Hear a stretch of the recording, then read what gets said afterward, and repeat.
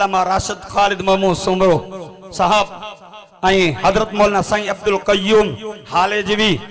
ब्या काबिरीन जी अगवानी में कश्मीर का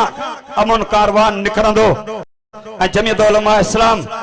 हर जगह ते अमन जी गाल कया हाने भी कायदीन अमन जी गाल कया इन कागे में ताके खबर आ बजरगा थे अमन जा कुछ सरदार आया कुछ न आया उनकी मजबूरी ही पर ही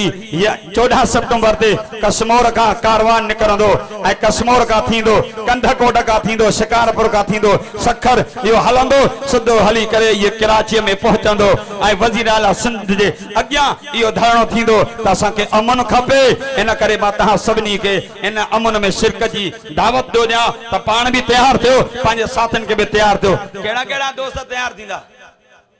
हाथ मथे कयो हिम्मत को इंशाअल्लाह इन आलमन जी क़यादत में हलंदा से आलमन सा हलंदा त इंशाअल्लाह जमीयत उलमा इस्लाम जो मिशन इहो है त हिन जमीन ते अमन अचे तवा असन जी बुनियादी जरूरत भी अमन आ इन कारवान के कामयाब कयो ए पाण भी निकरी पओ पांजे दोस्तन अहबाबन के वठी करे इन कारवान में निकरी पओ त इंशाअल्लाह जने तवा अस आलमन सा निकरंदा से इंशाअल्लाह ता असा के फतह मिलंदी मा जे के लफ्ज चया अल्लाह से टूटा फूटा लफ्ज कबूल